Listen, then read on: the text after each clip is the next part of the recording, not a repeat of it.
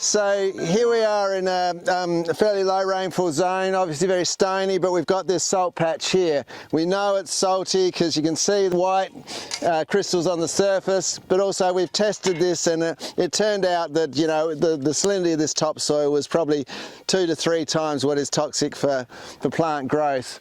Due to salinity. So as you can see the patches here, but is it a saline seep?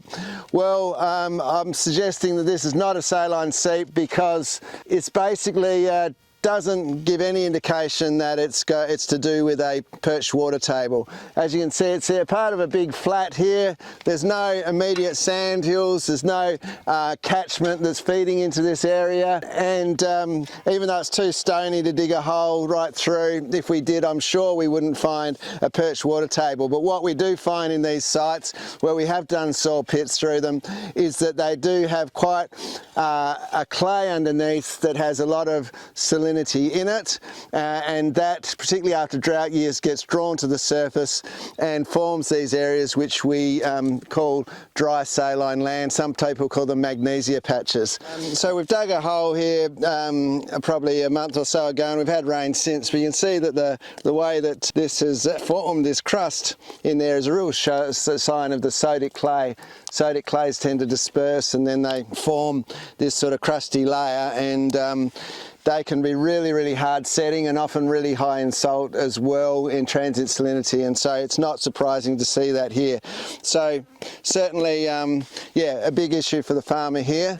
We're still working out the best ways to treat this type of ground, but certainly if you can try and keep its cover on as long as possible, maybe feed your sheep, get the hay out on top, and in those really wet summers that it will flush a bit of the salt out of the surface.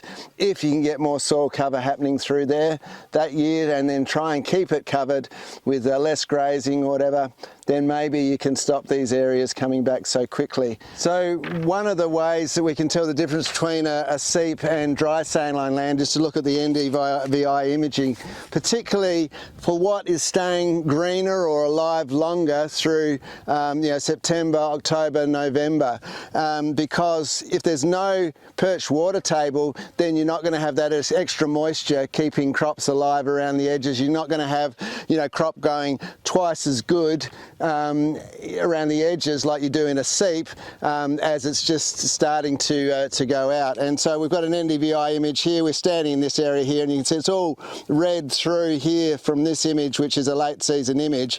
There's no sign of extra moisture collecting around any of these areas where a lot of these patches are throughout here, whereas this is another shot of a seep area that's just about a few paddocks away from here, and you can see these blue areas here at the bottom of this sand hill that are surrounding this seep area, which says that, yeah, there's extra water in there causing a problem.